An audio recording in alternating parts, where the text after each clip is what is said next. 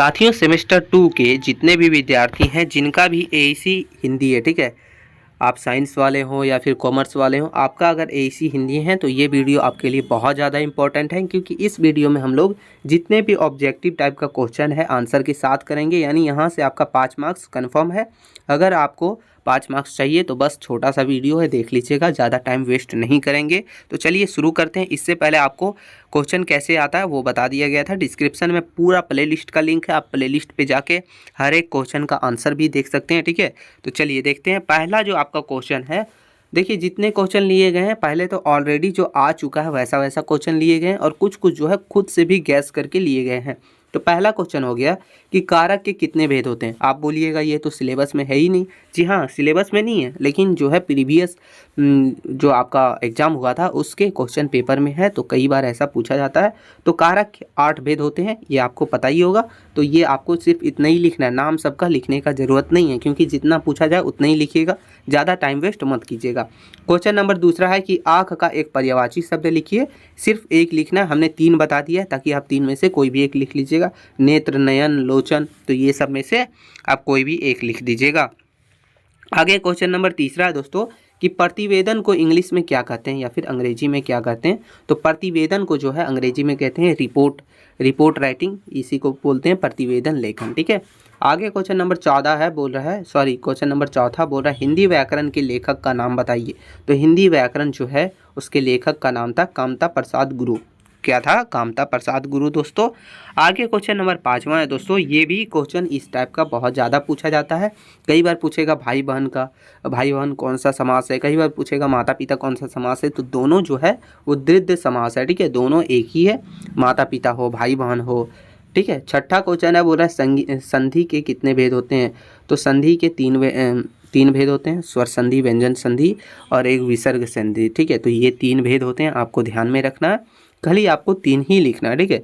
आपको पूरे नाम लिखने की ज़रूरत नहीं है, जितना पूछा जाए उतना ही लिखिएगा, हम बार बार बोल रहे हैं।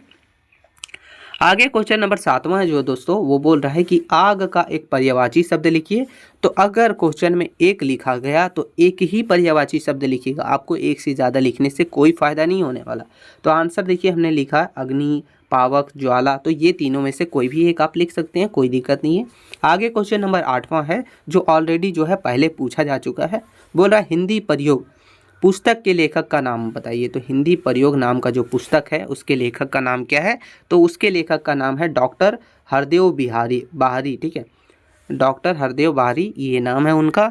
अब आगे क्वेश्चन नंबर 9वां देखेंगे दोस्तों। तो क्वेश्चन नंबर 9वां जो है बोल रहा है कि चौराहा कौन सा समास है। तो चौराहा जो शब्द है ये कौन सा समास है, ये आपको लिखना है। तो ये है तत्पुरुष समास। क्या है? तत्पुरुष समास दोस्तों।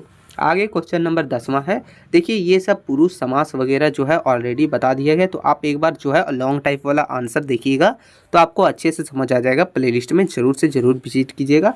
आगे क्वेश्चन नंबर 10वां बोल रहा है अच्छी हिंदी, ये एक पुस्तक है, ठीक है।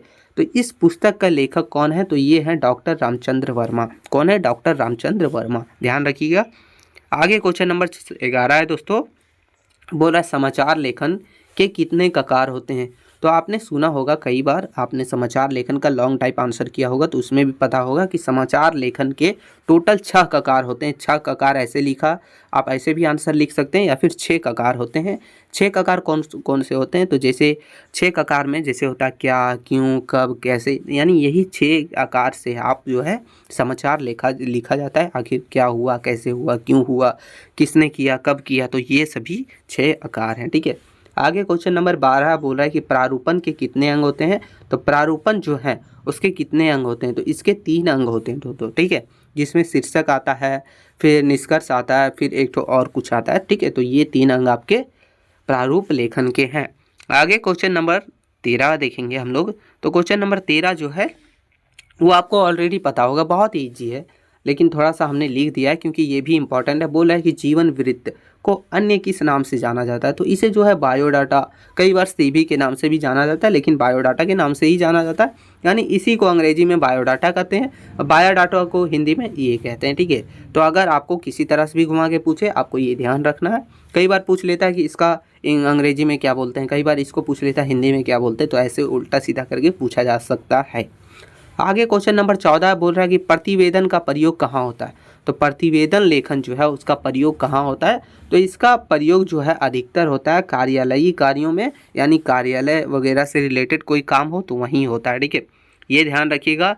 आगे क्वेश्चन नंबर 15 देखेंगे दोस्तों, तो बोल रहा है कि मीडिया लेखन का एक प्रकार बताइए, यानी मीडिया लेखन का कोई एक प्रकार बताइए। तो समाचार लेखन जिसको बोलते हैं न्यूज़ राइटिंग, या फिर संपादकीय लेखन, ये दोनों में से कोई एक आपको लिख देना है मीडिया लेखन के प्रकार में।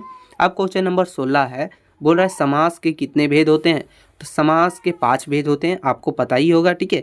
तो आपको पूरा टोटल पाँचों का नाम लिखने का ज़रूरत नहीं है, बस आपको जो है जितने होते हैं, अगर पूछा गया कितने होते हैं तो 5, तो 5 आपको लिख के बस इतना ही छोड़ देना, आगे सबका नाम दर्शाने की ज़रूरत नहीं है, ठीक है। आगे क्वेश्चन नंबर हमारा 17 हो गया दोस्तों, बोल रहा है कि कमल का एक पर्यायवाची शब्द लिखिए। ये ऑलरेडी पूछा जा चुका है और हो सकता है पूछ ले, और कई बार पूछता है तो आप लोगों को पता भी नहीं रहता है। तो देखिए कमल का एक पर्यायवाची शब्द जल पुष्प हो गया, निर्मल फूल हो गया, कमलिनी हो गया। तो ये तीनों में से कोई भी एक आपको लिख देना है, कोई दिक्कत नहीं है।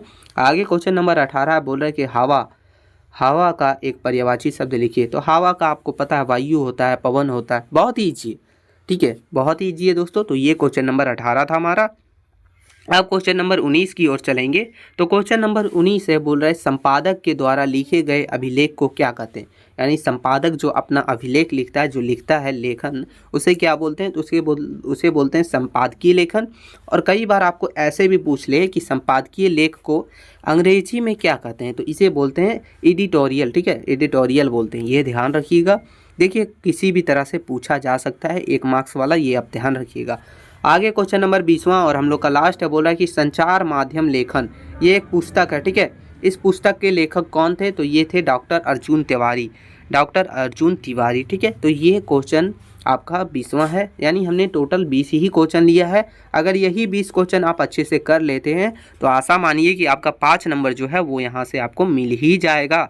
और ऑलरेडी आपको मॉडल क्वेश्चन पेपर जितने भी लॉन्ग टाइप है वो बता दिया गया है। तो आप एक बार जो है प्लेलिस्ट को विजिट करके ज़रूर देखिएगा, ताकि आपका कोई भी कन्फ्यूजन ना रह जाए और आप जो है अच्छे मार्क्स भी ला सकें। एसी वगैरह छोटा छोटा चीज़ आपको लग रहा है, लेकिन ये बहुत ज़्यादा हार्ड हो जाता है। अगर प्रमोट वगैरह लग गया तो बहुत ज़्यादा प्रॉब्लम खड़ा हो जाता है, तो ये ध्यान रखिएगा। मिलते हैं नई वीडियो में दोस्तों। वीडियो अच्छा लगा छोटा सा लाइक ज़रूर कीजिएगा। तब तक के लिए जय हिंद मित्रों।